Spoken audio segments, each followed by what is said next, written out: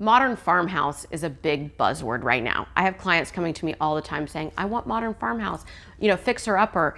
And I love fixer upper. I love Chip and Joanna, all of that good stuff. But as a designer, I need to be able to listen to my client and bring them something different, something unexpected. So in this house, the client said modern farmhouse. And what I decided to do, or my team and I decided to do, is bring a more organic and modern feel to the space. And as you can see, we mixed rustic woods with very modern clean woods.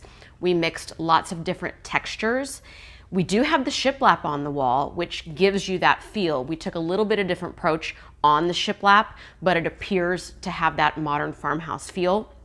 And then also in the artwork, we went a little bit more modern and contemporary on the artwork, which gives it more unique feel. We mixed lots of textures, lots of woods. We brought in some green and some succulents, and it really makes this house feel unexpected, but it has the approach that the client was looking for.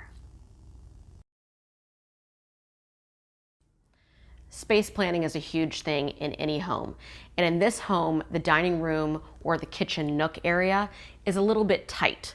So what we decided to use is benches on each side. You can see that we have these really clean line leather chairs as the host and hostess side.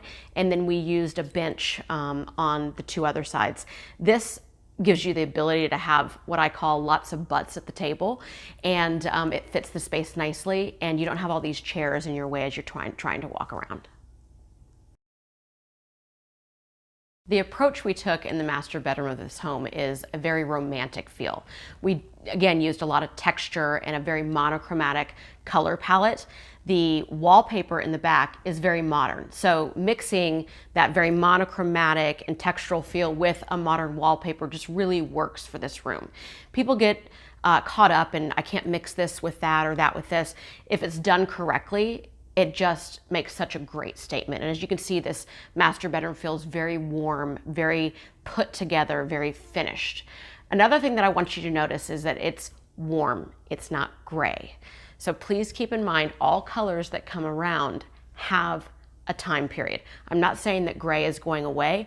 No color ever really goes away. It's just not so much of it. And the color palette that we chose for this is warmer, and this is where I see the trend going. It's not yellow, but it's definitely a grayish, a beige, and it's a warmer tone and warmer feel. So keep that in mind. Designing kids' rooms can be challenging. You don't want it to look too themey. And trust me, I know that all the Pottery Barn rooms look amazing, but how do you make your kids' space not look like something that was just pulled out of Pottery Barn?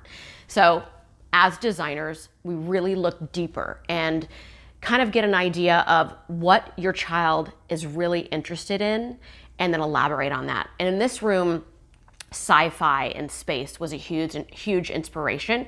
So instead of just hanging some sci-fi things up and putting a fat head on the wall, we took a piece of artwork that is very kind of sci-fi and futuristic, and we made it into a mural, and we put that on the back wall. We took a couple other pieces of unique artwork that we found, and we made them into canvases, and it really makes a huge difference in this space because you can tell that there's a purpose and there's a theme, but it doesn't look too kid-like and it doesn't look too overdone.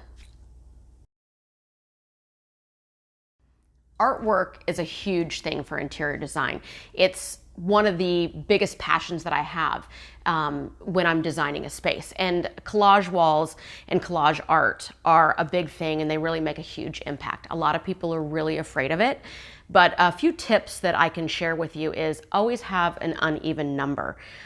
For this wall, we used 5. Everything was black and white. We mixed a geometric piece of art with a landscape. And just kind of mixed it up together, and it really works. Don't be so afraid of, oh my gosh, I don't want to put a hole in the wall.